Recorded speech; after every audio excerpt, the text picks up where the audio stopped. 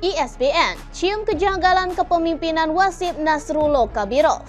Media asing ESPN mencium adanya kejanggalan dari kepemimpinan wasit Nasrullah Kabirov di laga Qatar U23 versus Timnas Indonesia U23. Qatar sendiri menang atas Timnas Indonesia U23 dengan skor akhir 2-0 di Stadion Jassim bin Hamad pada hari Senin 15 April. Pada pertandingan tersebut, Nasrullah Kabirov kerap kali memberikan keputusan yang memberatkan Timnas Indonesia. Dari hadiah penalti untuk Qatar dari pelanggaran Rizky Ridho hingga 2 kartu merah yang diberikan pada Ivar Jenner dan Ramadan Sananta.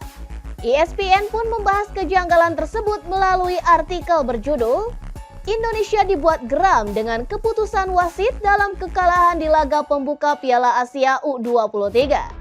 Ini diunggah pada hari Selasa 16 April. Indonesia pasti sudah merasa dirugikan ketika VAR mulai berlaku sesaat sebelum jeda, memberikan penalti kepada Qatar yang awalnya dilewatkan oleh wasit Nasrullah Kabirov, tulis ESPN. ESPN pun mengakui keputusan tersebut dianggap tepat karena Rizky Ridho sempat melirik ke belakang sebelum bola mengarah ke kotak penalti. Kebobolan itu pun membuat pelatih Timnas Indonesia U23 Sinteyong mengumpulkan para pemainnya di jeda waktu.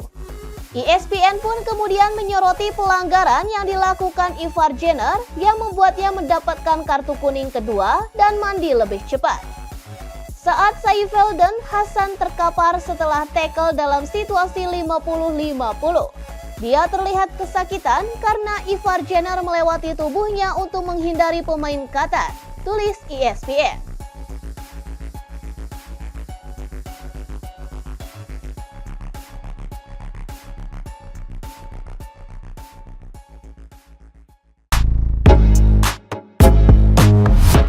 Coach Justin, pemain Qatar harusnya malu.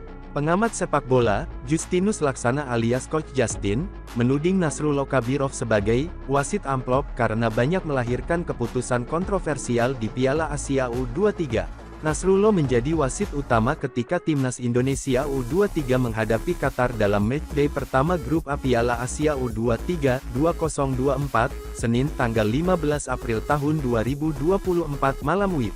Sayangnya, sikap Nasrullah banyak merugikan Timnas Indonesia U23 dalam pertandingan tersebut. Beberapa di antaranya seperti hadiah penalti untuk Qatar yang melibatkan Rizky Ridho, kartu merah Ivar Jenner dan Ramadan Sananta, hingga beberapa keputusan lain yang dianggap menguntungkan tuan rumah. Berbagai kecaman tak ayal datang kepada Nasrullah yang tidak profesional dalam menjalankan tugasnya. Tidak hanya dari Indonesia, kritik pedas juga datang kepada wasit Nasrullah dari berbagai belahan dunia. Coach Justin pun merupakan salah satu figur sepak bola tanah air yang mengkritik keras wasit asal Tajikistan tersebut.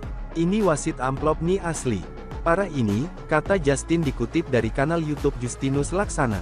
Selain lewat kanal YouTube, Coach Justin juga blak-blakan melontarkan pendapatnya soal laga Timnas Indonesia melawan Qatar via Instagram.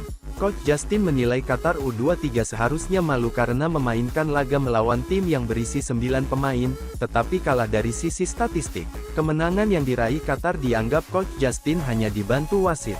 Lawan 9 orang aja kayak gini, gue justru malu kalau jadi pemain Qatar. Plus dibantu wasit pula, ungkapnya.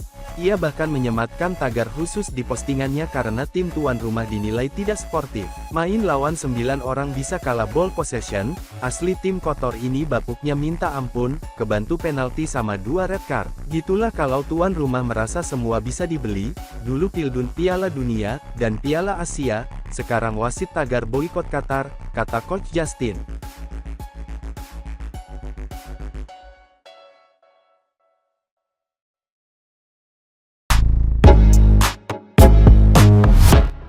Instagram wasit Nasrullah Kabirov diserang netizen. Akun Instagram wasit Nasrullah Kabirov diserang netizen setelah rugikan Timnas Indonesia U23 di laga kontra Timnas Qatar U23 di Piala Asia U23 2024. Pengadil asal Tajikistan itu dianggap sebagai penyebab kekalahan tersebut.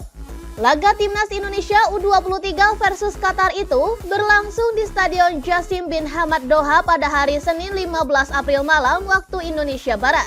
Dan Garuda Muda tumbang dengan skor 0-2 dari tuan rumah. Kedua gol Qatar disumbangkan oleh Khaled Ali Sabah 45+1 dan Ahmed Al-Rawi di menit ke-54. Namun bukan kekalahan itu yang jadi bahan pembicaraan netizen. Penggemar lebih menyoroti aksi-aksi Kabirov yang dianggap merugikan timnas Indonesia, sebab ia memberikan hadiah penalti serta 2 kartu merah kepada Ivar Jenner dan Ramadan Sananta. Dan akun Instagram sang pengadil di @nasrullo_ref langsung diserbu warganet. Mereka pun ramai-ramai menghujatnya akibat aksinya tersebut. Semua soal uang, kata @rekaka. Wajahmu akan viral di semua sosmed, tulis @good_goals.id.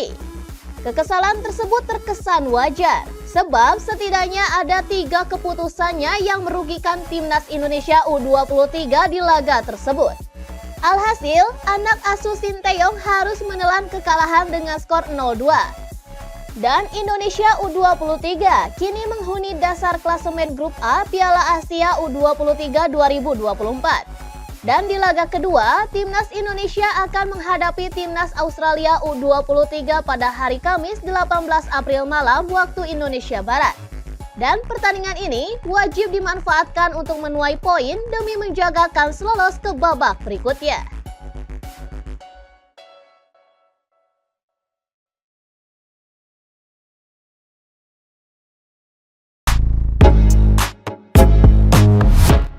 Sinteyong ke pemain timnas U23, jangan menyerah. Kekalahan dari Qatar memang menyulitkan peluang Indonesia lolos dari fase grup Piala Asia U23.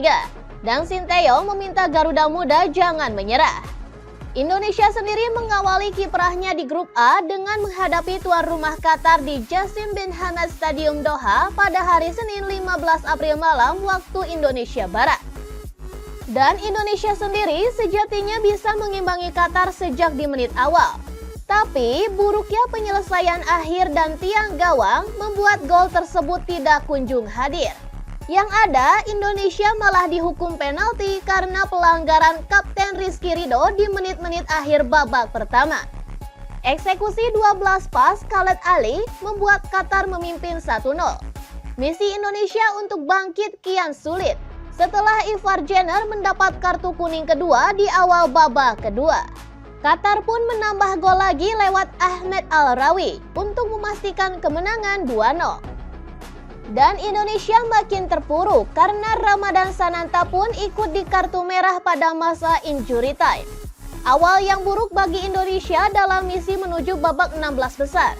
Karena 2 lawan berikutnya tak kalah sulit, yakni Australia dan juga Yordania.